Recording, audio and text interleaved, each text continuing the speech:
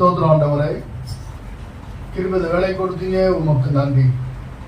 தகுதியெல்லாம் எங்களை தகுதிப்படுத்தி உமது பிள்ளைகளாய் மாற்றி ஆண்டவரே உமது பாதத்தில் அமரப்படின கிருபைகளுக்கு நன்றி. இவ்வளவு நேரமாக எங்களோடு பேசின மாபெரும் கிருபைக்காய் உங்களுடைய பாதங்களுக்கு ஸ்தோத்திரம். இந்த வேளையிலும் கூட ஆண்டவரே நீங்க பேசுங்க, நாங்கள் கேட்க வந்துச்சு. நீர் ஆண்டவரே உயிர் தேர்ந்த இந்த நாளிலே உண்மை பார்க்க நாங்கள் வந்திருக்கிறோம். எங்களோடு இடைப்படுங்க, தடைகளை மாற்றுங்க, ஆசுவாங்களை கொண்டு வாங்க, பெரியவராய் செயல்படும். துதிக்க நம்ம மக்கள் நாங்கள் சொல்லுகிறோம். இயேசு மூலம் கேட்கிறோம், நல்ல பிதாவே, ஆமென். சபையார் உட்காரவும்.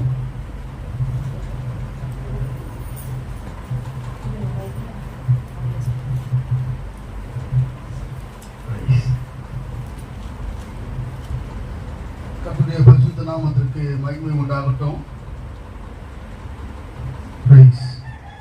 இந்த வேளையிலும் கூட அவருடைய சமூகத்தொண்டிலே வந்திருக்கிறோம். ஆண்டவர் நம்மை இன்னும் அதிகமாய் ஆஸ்வதிக்க வேண்டும் என்று சொல்லி அவருடைய பாதப்படியிலே நாம் காத்திருக்கிறோம். காத்திருப்பது நல்லது. ஆமென், ஆமென், ஆமென். ஆண்டவராகிய இயேசு கிறிஸ்துவை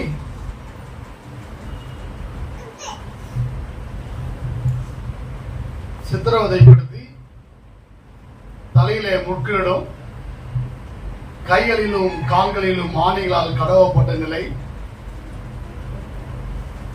அதற்கு பிறகு அவரை கொண்டு போய் சிலுவையில ஏற்றி அவருடைய உடலிலே ஒரு சொட்டு ரத்தம் கூட இல்லாதபடிக்கு வடிந்ததான ஒரு நிலை வேதம் நமக்கு மிக அழகாய் தெளிவாய் சுற்றி காட்டுகிற உண்மை. அதற்கு பிறகு 7ஆம் வார்த்தையாய் அவர் பேசும்போது சொல்லப்பட்ட வார்த்தை, ஆரம்பத்தில் 1ஆம் வார்த்தையில அவர் பேசுறாரு, பிதாவே இவர்களை மன்னியும், தாங்கள் செய்கிறது என்னது என்று அறியாதீர்கள். ஆரம்பத்தில் பிதாவிடத்தில் பேசுறாரு. முடியும் போது பிதாவிடத்தில் பேசும்போது அவர் சொல்லப்பட்ட வார்த்தை, பிதாவே என்னவா,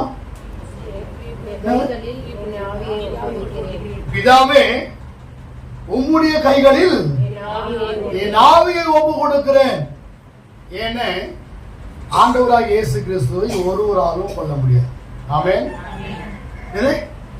ஒருவராலும் என்ன செய்ய முடியாது. அவர் மரிப்பதற்கு முன்னமாகவே அவர் என்ன பண்றாரு, பிதாவிடத்துல தன் ஆவியை ஒப்பு கொடுத்து மரித்தார் என்று பார்க்கிறோம். சித்திரவதை செய்ய முடியும், கேவலப்படுத்த முடியும், தலைகளிலும் கால்களிலும், தலையிலே முற்றிடவும், கைகளிலும் கால்களிலும் ஆணைகளால் கடாவப்பட முடியும்.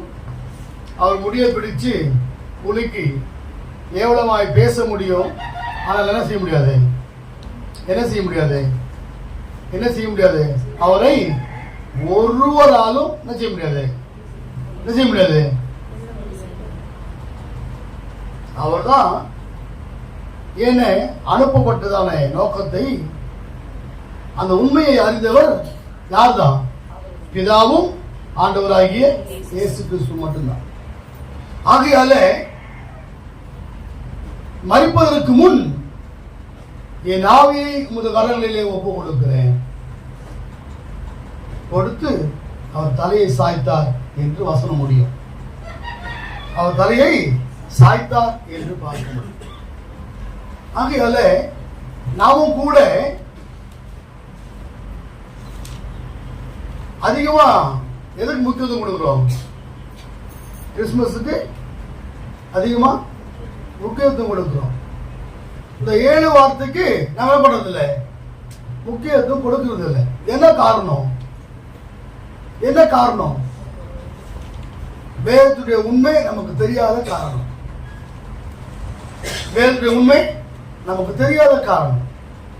இரண்டாவது, சத்தியத்தை சொந்தமாக்கிக் கொள்ளாத காரணம். மூன்றாவது, சத்தியத்தை கேட்கிறோம், அதன்படி செயல்படவில்லை என்று பார்க்கிறோம். ஏன் அப்படின்னு சொன்னா, அவருடைய பிறப்பை காட்டிலும், யாருடைய பிறப்பு? ஆண்டவராகிய இயேசு கிறிஸ்துடைய பிறப்பை காட்டிலும் அவர் மரித்து உயிர் தேடவிட்டால் இன்றைக்கு நாம் யாரும் இல்லை. நாம யாரும் இல்லை. கிறிஸ்து என்ற பெயரே இல்லை. அந்த பெயருக்கு அடிப்படை நோக்கமே அவர் சிலுவையை சொந்தமாக்கி கொண்டதுதான். அவர் மரித்ததுதான். மறுபடியும் உயிர் தெழுந்த இந்த நிகழ்வை நாம் விமர்சையாய் கொண்டாடப்பட வேண்டிய நாம் எதை கொண்டாடுறோம்? எதை கொண்டாடுறோம்? ஆமா, அதுக்கெல்லாம் புது ட்ரெஸ் எல்லாம் எடுப்போம். ஆனா ஐசுக்கு என்ன பண்றது இல்லை, புது ட்ரெஸ் எல்லாம் நாம் எடுக்கிறது இல்லை. என்ன காரணம்? இதோட முழுமையான அர்த்தத்தையும் உண்மையும் நாம் இன்னும் முழுமையாக்கி கொடுப்படவில்லை என்றுதான் அதற்கு பொருள். சத்திய வேதம் பக்தரின் கீதம், சுத்தர்கள் போகும் பாதையின் தீபம், உத்தமமாக்கும் காட்டும் சத்திய வேதம். எத்தனை துன்பம் வந்தோம் மற்றனை தேடிடும் மனுஷனும் சத்திய வேதம் பக்தரின் கீதம், சுத்தர்கள் போகும் பாதையின் தீபம், உத்தமமாய் காட்டும் சத்திய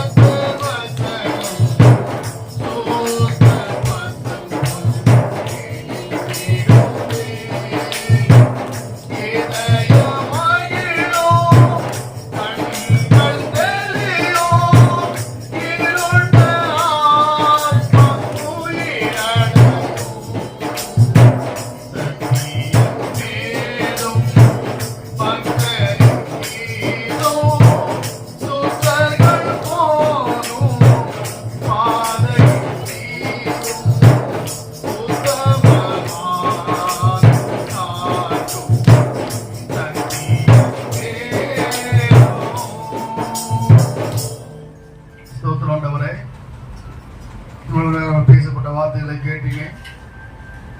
நீர் உறுதி இந்த உண்மைகளை நாங்கள் எங்களுக்கு சொந்தமாக்கிக் கொள்ள ஒரு சில நிமிடங்கள் ஆண்டவர் நாங்கள் பார்க்க போகிறோம். எங்களோடு கூட நீங்க பேசுங்க, நாங்கள் கேட்டு உதவி செய்யுங்க. தடைகளை மாற்றுங்க, ஆசிரியர்களை கொண்டு வாங்க, பெரியவராய் செயல்படுங்க. புதிய மகிழ்மக்க செலுத்துகிறேன் இயேசு உங்களுக்கு நல்ல பிதாவே, ஆமென். சபையார் உட்காரவும். வாசித்த பகுதியை நாம் புரட்டிக் கொள்ளலாம். மத்தேயு புத்தகம் 28ஆம் அதிகாரம் 1 முதல் 10 வரை நாம் வாசிக்க கேட்டோம். வேகமாய் 1ஆம் வசனம் வாசிக்கலாமே. ஓய்வு நாள் முடிந்து வாரத்தின் முதலாம் நாள் விடிந்து வருகையில் மகதலேன மரியாளும் மற்ற மரியாளும் கல்லறையை பார்க்க வந்தார்கள். அடுத்த வசனம் வாசிக்குமா. அப்பொழுது பூமி மிகவும் அதிரும்படி கர்த்தருடைய தூதன் வானத்தில் இருந்து இறங்கி வந்து வாசலில் இருந்த கல்லை புரட்டி தள்ளி அதில் மேல் உட்கார்ந்தார். இந்த சம்பவம் ஆண்டவராகிய இயேசு 4ஆம் வார்த்தை பேசும்போது கூட என்ன உண்டாச்சு? என்ன உண்டாச்சு? பூமி அதிர்ந்தது. அதே மாதிரி 7ஆம் வார்த்தை பேசும்போது கூட பூமி அதிர்ந்தது, கல்லறைகள் திறக்கப்பட்டது என்று பார்க்கிறோம். பூமி அதிர்ந்தது எப்பொழுது? ஆண்டவராகிய இயேசு உயிர்த்தெழுந்த பொழுது.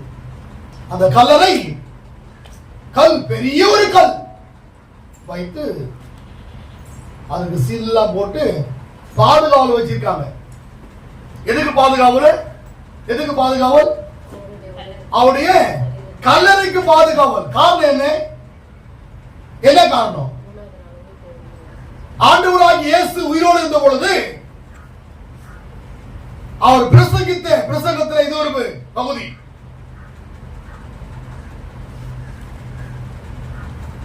இந்த சபையை இடித்து 3ஆம் நாளில் கட்டப்படும், கட்டுவேன். ஒரு பகுதி. மற்றொரு பகுதி, மறிப்பேன் ஆனாலும் மறுபடியும் உயிர்த்தெழுவேன் 3ஆம் நாளிலே. இந்த பகுதிகள் எல்லாம் மனதில் வைத்து அன்றைய இந்த அதிகாரிகள் அவர் உயிர்த்தெழாமல் அவரை அவருடைய மக்கள் தூக்கி கொண்டு போய்விட்டு என்ன பண்ணுவாங்க? அவர் உயிர்த்தெழுந்தா சொல்லுவாங்க. ஆகையால என்ன பண்ணோம்? பாதுகாவல் போடப்படும் சொல்லி பாதுகாவல் போடுறாங்க. வாசிக்கலாம் 3ஆம் வசனத்தை. அவருடைய ரூபம் மின்னல் போலவும் அவருடைய வஸ்திரம் உறைந்த மலையை போலவும் வெண்மையாகவும் இருந்தது. காவலாளர் அவனுக்கு பயந்ததினால் திடுக்கிட்டு செத்தவர்கள் போலானார்கள். பயந்து திடுக்கிட்டு செத்தவர்கள் போலானார்கள். 5ஆம் வசனம் பார்க்கிறோம். அந்த ஸ்திரீகளை நோக்கி, நீங்கள் பயப்படாதிருங்கள், நீங்கள் பயப்படாதிருங்கள், சிலுவையில் அறையப்பட்ட இயேசுவை தேடுகிறீர்கள் என்று அறிவேன். அவர் இங்கே இல்லை. அவர் சொன்னபடியே அவர் உயிர்த்தெழுந்தார். வைத்த இடத்தில் வந்து பாருங்கள். அவரை வைத்த இடத்தை வந்து பாருங்கள். அது சாட்சியாய் சொல்லுகிற உண்மை. என்னது? கர்த்தரை வைத்த இடத்தை வந்து பாருங்கள். யார் சொல்றது? யார் சொல்றது? தேவதூதன் சொல்றாரு. யாருக்கு? ஆமா. அது அடுத்த வருஷம் வாசிக்கலாம். சீக்கிரமாய் போய் அவர் மரித்தோரிலிருந்து எழுந்தார் என்று அவருடைய சீஷர்களுக்கு சொல்லுங்கள். தேவதூதனால் சொல்லப்படுகிற வார்த்தை. சீக்கிரமாய் போய் என்ன பண்ணுங்க? யாருக்கு சொல்லுங்க? யாருக்கு சொல்லுங்க? அவருடைய சீடர்களுக்கு சொல்லுங்கள். அடுத்து வாசிக்கலாம். அவர் உங்களுக்கு முன்னே கலிலேயாவுக்கு போகிறார். அங்கே அவரை காண்பீர்கள். அவர்கள் பயத்தோடும் மகா சந்தோஷத்தோடும் கல்லறை விட்டு சீக்கிரமாய் புறப்பட்டு அவருடைய சீஷர்களுக்கு அறிவிக்க ஓடினார்கள். யார் ஓடுது? முதல் இயேசுவை அறிவித்தவங்க யாரு? பெண்கள் தான். அன்ற நாள் முழுக்க இந்த நாள் வரை யாரும் அதிக கூட்டம் சபையில. நம்ம கூட்டத்தில் கூட அப்படிதான் இருக்காங்க பாருங்க. நம்ம சபையில கூட அப்படிதான் இருக்காங்க.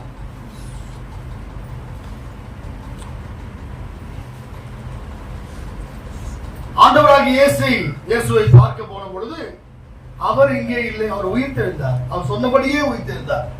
இதை போய் யாருக்கு சொல்லுங்க? என்னுடைய சீடருக்கு சொல்லுங்கள். வேகமாய் ஓடுறாங்க. உயிர்த்தெழுந்த ஆண்டவரை பணிந்து கொண்ட பெண்கள். வாசிக்கலாம் 9ஆம் வசனத்தை. அவர்கள் அவருடைய சீஷர்களுக்கு அறிவிக்க போகிற பொழுது இயேசு தாமே அவர்களுக்கு எதிர்பட்டு வாழ்க என்றார். அவர்கள் கிட்டே வந்து அவர் பாதங்களை தழுவி அவரை பணிந்து கொண்டார்கள். உயிர்த்தெழுந்த ஆண்டவரை பணிந்து கொண்ட பெண்கள். அடுத்த வாசிக்கலாம் 10ஆம் வசனத்தை. அப்பொழுது இயேசு பயப்படாதிருங்கள், நீங்கள் போய் சகோதரர் அவர்களுக்கு சொல்லுங்கள், அங்கே அவர்கள் என்னை காண்பார்கள். அட்ரஸோட சொல்லி அனுப்புறாரு. அட்ரஸோட சொல்லி அனுப்புறாரு. அங்க போயிட்டு என்ன பண்ணுங்க? எனக்காக காதல் சொல்லு. அங்க நான் என்ன யார் பார்ப்பாங்க? என் சகோதரர்கள் பார்ப்பாங்க. அதுக்கு முன் நடந்த சம்பவம். பரிதானம் பெற்றுக்கொண்டு காவலர் சேவகர்கள் என்ன பண்றாங்க? பொய் சாட்சி பரப்புறாங்க. வாசிக்கலாமே 11 வசனத்தை. அவர்கள் போகையில் காவல் சேவகரின் சிலர் நகரத்துக்குள்ளே வந்து நடந்த யாவற்றையும் பிரதான ஆசாரியத்துக்கு அறிவித்தார்கள். இவர்கள் மூப்பரோடே கூடி வந்து ஆலோசனை பண்ணி சேவகருக்கு வேண்டியதை பணத்தை கொடுத்து நாங்கள் நித்திரை பண்ணுகையில் அவருடைய சீடர்கள் ராத்திரியிலே வந்து அவரை களவாய் கொண்டு போய்விட்டார்கள் என்று என்ன பண்ணுவாங்க? சொல்லுங்கள். யார் சொல்றது?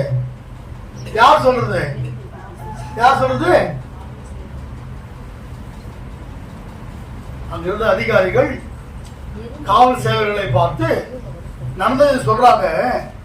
அது அப்படியே மறை, அதை வெளியிடங்கப்படுத்தாத, அவனுக்கு துட்டு கொடுத்து என்ன பண்ணு, நாங்க தூக்கிட்டோம். அப்ப பண்ணாங்க, அவன் சீடர்கள் வந்து இயேசு தூக்கிட்டு போயிட்டாங்க, எனக்கு தெரியாது.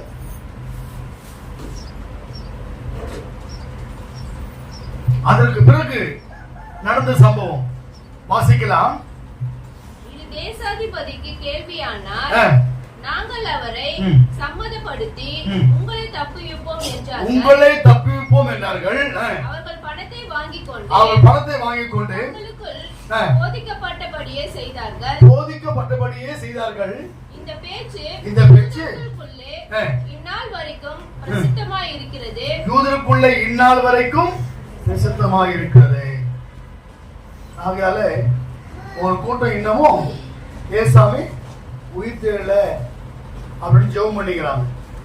ஒரு கூட்டம் இவருடைய கூட்டம் ஒரு கூட்டம் பண்ண இந்த நாள் வரை முட்டி போட்டு தலையில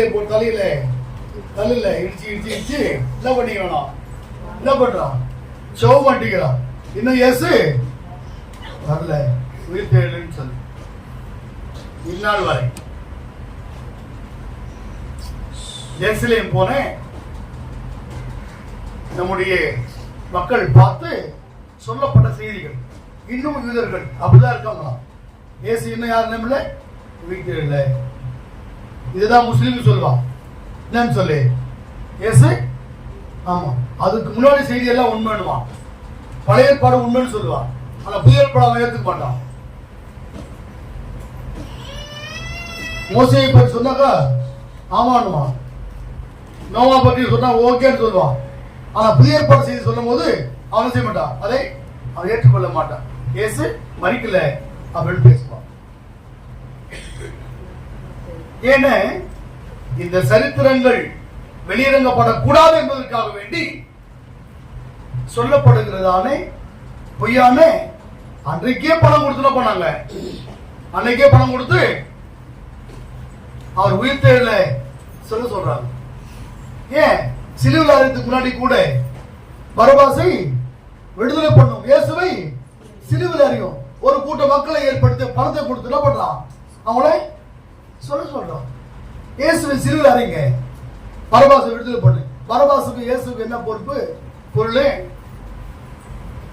ஒரு திருட, அவனை விடுதலை பண்ணணும்.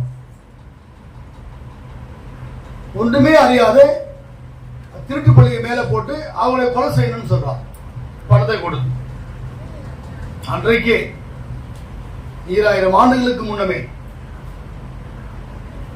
ஆகையால நாம் தெரிந்து கொள்ளப்பட வேண்டிய உண்மை, அவர் உயிர் தேடாவிட்டால் நம்மளை யாரு, கிறிஸ்து என்ற பெயர் நமக்கு இல்லை என்பதுதான் உண்மை. மார்க்கின் புஸ்தகம் 16ஆம் அதிகாரம் வாசிக்கலேன். 16:1. ஓய்வு நாள் ஆன பின்பு மகதலேனா மரியாளும் யாக்கோபின் தாயாகிய மரியாளும் சலோமி என்பவளும் அவருக்கு சுகந்த வர்க்கம் விடுபடி அவைகளை வாங்கிக் கொண்டு வாரத்தின் முதலாம் நாள் அதிகாலையிலே சூரியன் உதயம் ஆகிற போது கல்லறையின் இடத்தில் வந்து கல்லறையின் வாசலில் இருக்கிற கல்லை நமக்காக எவன் புரட்டி தள்ளுவான் என்று ஒருவரோடொருவர் சொல்லிக் கொண்டார்கள். போதுமா? இங்கே மத்தேயுல பெயர் குறிப்பிடப்படவில்லை, இங்கே பெயர் குறிப்பிட்டு சொல்லப்பட்ட உண்மை. ஒரு பகுதி இயேசு உயிர்த்தெழுந்தார், இரண்டாவது அவர் உயிர்த்தெழுந்த போது அங்கே சில ஸ்திரீகள் என்று சொல்லப்பட்டிருக்கிறது மத்தேயுல. ஆனால் மார்க்ல அவருடைய பெயர்கள் எல்லாம் குறிப்பிடப்பட்டிருக்கிறது. மரியாளும் யாக்கோபின் தாயாகிய மரியாளும் சலோமே என்பவருடைய ரொம்ப தெளிவாய் சொல்லப்பட்ட காரியங்கள். அது 5வது வசனம் வாசிங்களேன். அவர்கள் கல்லறைக்குள் பிரவேசித்து வெள்ளை அங்கி தரித்தவனாய் வலது பக்கத்தில் உட்கார்ந்திருந்த ஒரு வாலிபனை கண்டு பயந்தார்கள். ஒரு வாலிபனை கண்டு பயந்தார்கள். அதற்கு பிறகு பார்க்கிறோம் கீழே, அவன் அவர்களை நோக்கி பயப்படாதிருங்கள், சிலுவையில் அறையப்பட்ட நசரேயனாகிய இயேசுவை தேடுகிறீர்கள், அவர் உயிர்த்தெழுந்தார், அவர் இங்கே இல்லை, இதோ அவரை வைத்த இடம். நீங்கள் அவருடைய சீஷரிடத்திற்கும் பேதுருவினிடத்திற்கும் போய் உங்களுக்கு முன்னே கலிலேயாவுக்கு போகிறார், அவர் உங்களுக்கு சொன்னபடியே அங்கே அவரை காண்பீர்கள் என்று அவர்களுக்கு என்றார். சொல்லுங்கள் என்றார். லூக்கான் புத்தகம் 24ஆம் அதிகாரம். வாரத்தின் முதலாம் நாள் அதிகாலையிலே தாங்கள் ஆயத்த பண்ணின கந்த வர்க்கங்களை அவர்கள் எடுத்துக்கொண்டு வேறு சில ஸ்திரீகளோடு கூட கல்லறையின் இடத்தில் வந்தார்கள். கல்லறையை அடைத்திருந்த கல் புரட்டி தள்ளப்பட்டிருந்ததை கண்டு உள்ளே பிரவேசித்து கர்த்தராகிய இயேசுவின் சரீரத்தை காணாமல் அதை குறித்து மிகுந்த கலக்கமடைந்து இருக்கையில் பிரகாசம் உள்ள வஸ்திரம் தரித்த 2 பேர் அவர்கள் அருகே நின்றார்கள். இங்கே லூக்கான் புத்தகம் 24ல ஆரம்பத்துல இயேசு உயிர்த்தெழுந்தார் என்று பார்க்கிறோம். அதற்கு பிறகு நடந்த சம்பவங்கள் எம்மாவூர் 13ஆம் வசனம் வாசிக்கலாம். அன்றைய தினமே அவர்களில் 2 பேர் எருசலேமுக்கு 7 அல்லது 8 மைல் தூரமான எம்மாவு என்னும் கிராமத்துக்கு போனார்கள். போகையில் இந்த வர்த்தமானங்கள் யாவையும் குறித்து அவர்கள் ஒருவரோடு ஒருவர் பேசிக்கொண்டார்கள். இப்படி அவர்கள் பேசி சம்பாஷித்துக் கொண்டிருக்கையில் இயேசு தாமே சேர்ந்து அவர்களுடனே கூட நடந்து போனார். ஆரம்பத்துல ஆண்டவராக இயேசு உயிர்த்தெழுந்தார். அவர் உயிர்த்தெழவில்லை என்று பரிசாட்டுகிற ஒரு கூட்டம், அவரை பார்க்க போன ஸ்திரீகள், லூக்காவிலே அவருடைய பெயர்கள் எல்லாம் கொடுக்கப்பட்ட நிலை.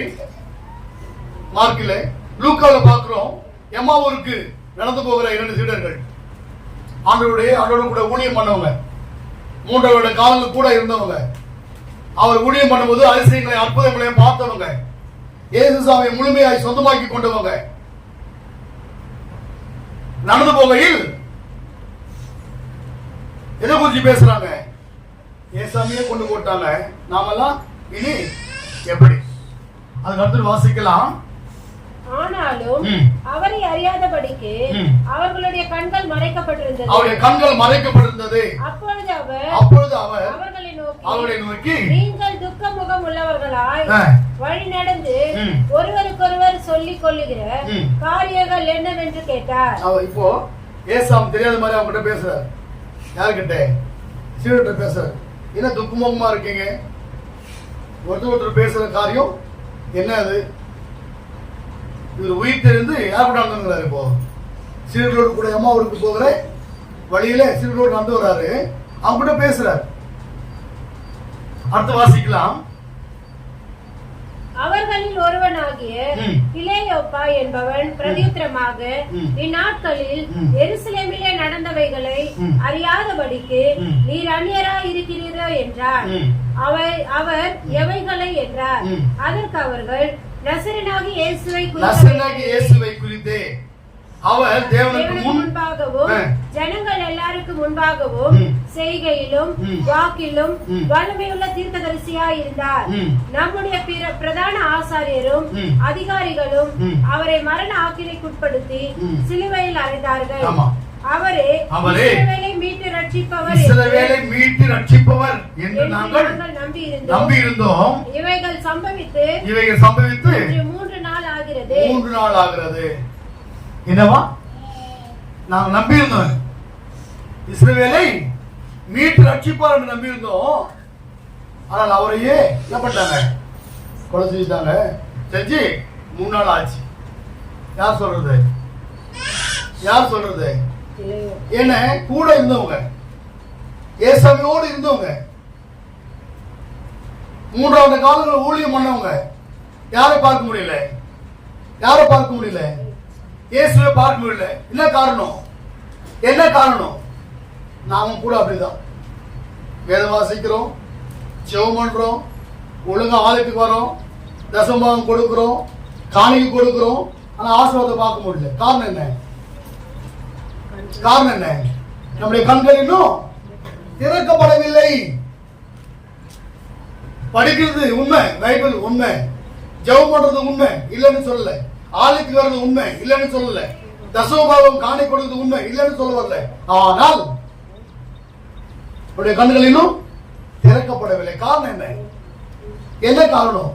நாம் இன்னும் இயேசுவை முழுமையாக்கிக் கொள்ளப்படவில்லை என்றுதான் அதற்கு பொருள். யோவான் புஸ்தகம் 20ஆம் அதிகாரம்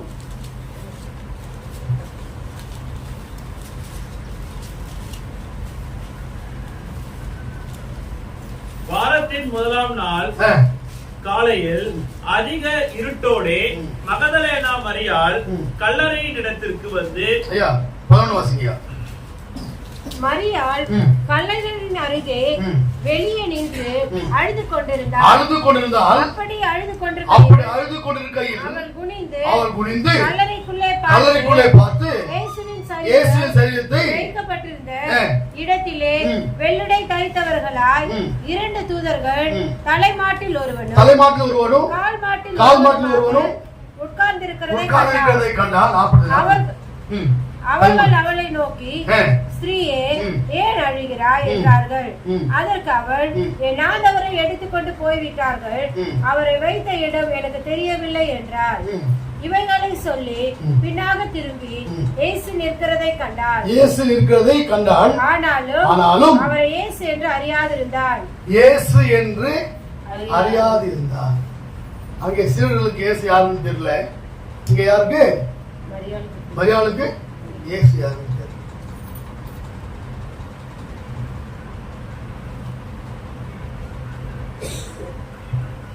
வாசிக்கலாம்.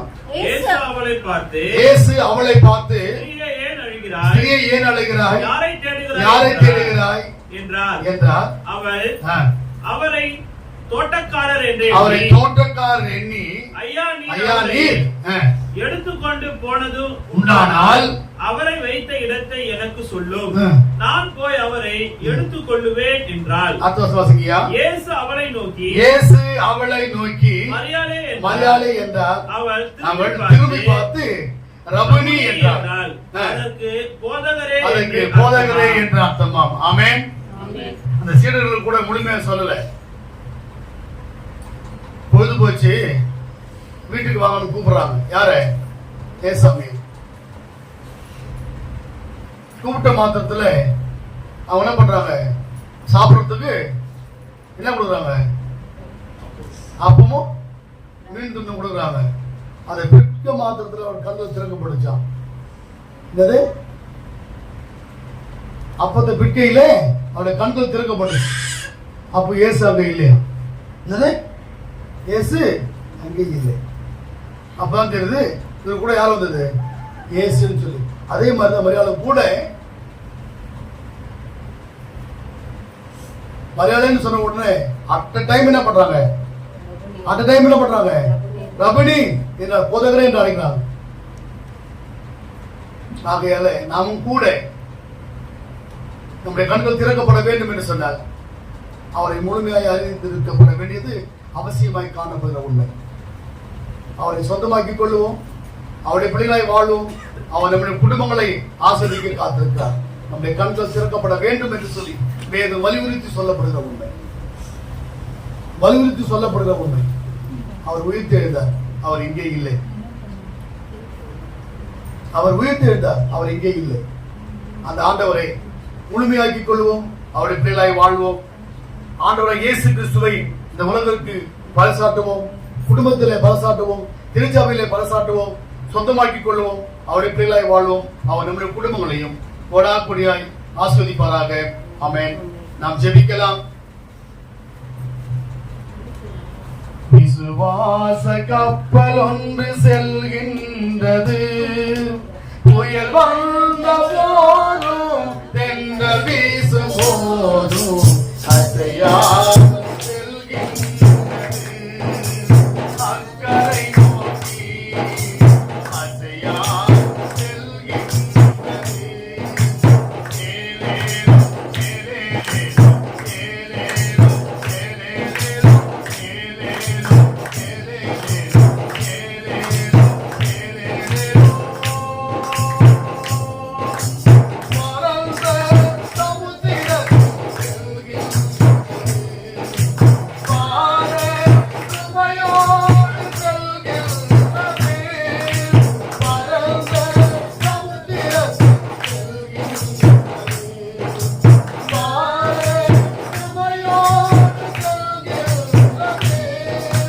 பரபரப்போடு செல்கின்றது.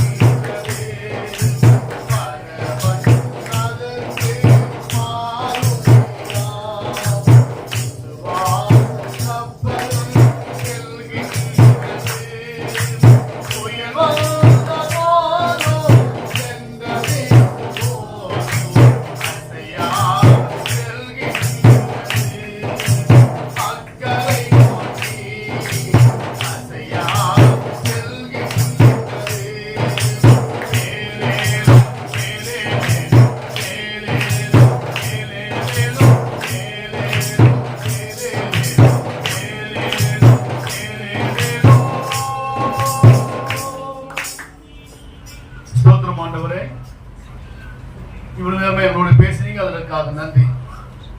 நீர் உயிர்த்தெழுந்தீர் என்ற உண்மைகளை நாங்களே எங்களுக்கு சொந்தமாக்கிக் கொள்ள எங்களுடைய மனக்கண்களை திறக்க நாங்கள் ஜெபிக்கிறோம். மாமிச கண்களை அல்ல, மாமிச கண்களை அல்ல ஆண்டவரே, உம்மை நாங்கள் காணும்படியான கண்களை திறக்க உன் பாதத்தில் ஜெபிக்கிறோம். உம்மை கண்டு மகிழ்ந்து ஆண்டவரே, உம்முடைய ஆசீர்வாதத்தை சொந்தமாக்கிக் கொண்டு உமக்கென்று வாழ, உமக்கென்று பிழைக்க கட்டளை கொடுங்க. எங்கள் அத்தனை பேரையும் ஆசீர்வதிங்க. நீங்க மகிமைப்படுங்க. இயேசு உனக்கு கேட்கிறேன் நல்ல பிதாவே. ஆமென். சரியா உட்காரவும்.